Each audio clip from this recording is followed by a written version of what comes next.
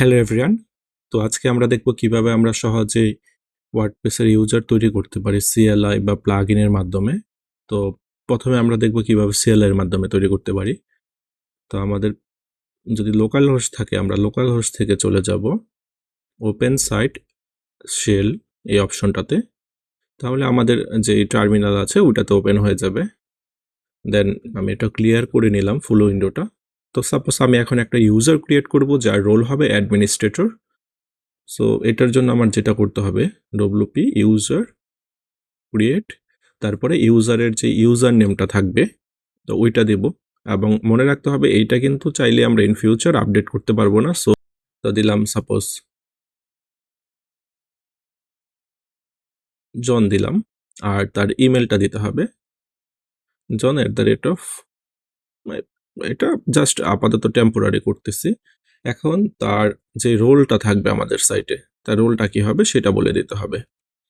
তার রোল হবে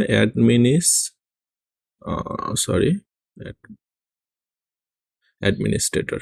এবার যদি এন্টার দেই তার ইউজার ক্রিয়েট হয়ে যাবে এবং তার একটা পাসওয়ার্ড দিয়ে দেওয়া হবে। এটা টেম্পোরারি পাসওয়ার্ড, আমরা চাইলে লগ ইন করার পরে তারপর আপডেট করে নিতে পারি।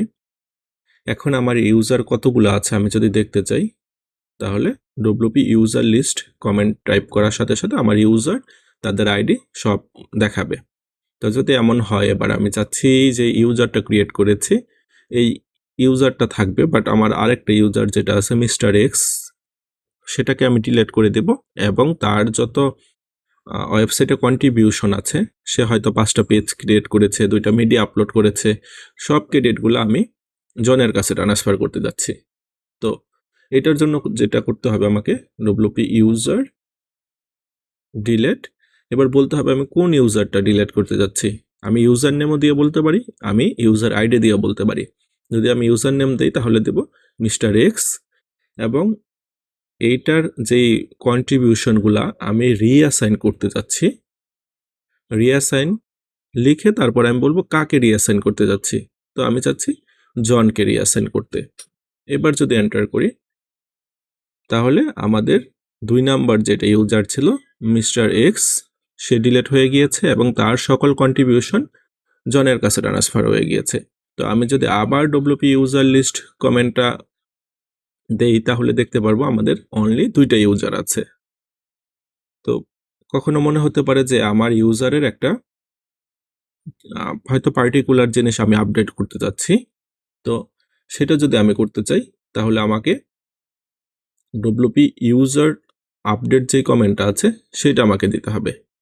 তো সাপোজ আমি চাচ্ছিলাম যে ডিসপ্লে নেমটা আপডেট করতে, তো এটার জন্য যেটা করতে হবে wp ইউজার আপডেট। তো কাকে আপডেট করতে যাচ্ছি, সাপোজ আমি যাচ্ছি 1 নাম্বার ইউজারকে। এটার কি আপডেট করতে যাচ্ছি, আমি চাচ্ছি ডিসপ্লে যে নেমটা থাকে তার সেইটা। তো সেটা কি হবে, জাস্ট ফয়সাল দিলাম। আমি যদি চাই ইউজারের পাসওয়ার্ড আপডেট করতে সেই ক্ষেত্রেও সেম, আমি কি দেব ইউজার পাস, দেন আমি আমার পাসওয়ার্ডটা লিখব এনিথিং। সো আমি আপাতত পাসওয়ার্ডটা আপডেট করব না, জাস্ট ইউজারের ডিসপ্লে নেমটা আপডেট করব। সেই ক্ষেত্রে আমি যদি এখন এন্টার দেই তো আপডেট হয়ে গিয়েছে। এখন যদি আমি দেখতে চাই যে আপডেট হওয়ার পরে বর্তমান সিচুয়েশন কি অবস্থায় আছে wp ইউজার লিস্ট, তো দেখা যাচ্ছে যে অ্যাডমিন, হ্যাঁ তার ডিসপ্লে নাম ফয়সাল আর আদার ইনফরমেশন সবই ঠিক আছে, সেম ভাবে জনের ক্ষেত্র। তো এটা ছিল আমাদের কিভাবে সিএল এর মাধ্যমে খুব সহজে একটা ইউজার ক্রিয়েট করতে পারি, তাকে ডিলিট করতে পারি বা তার ইনফরমেশনগুলো আপডেট করতে পারি সেটার বিস্তারিত। পরবর্তীতে আমরা হয়তো দেখাবো কিভাবে প্লাগইন ইউজ করে করতে পারি বা আমরা কোনো স্ক্রিপ্ট ইউজ করে করতে পারি। For now, goodbye and thanks for watching the video.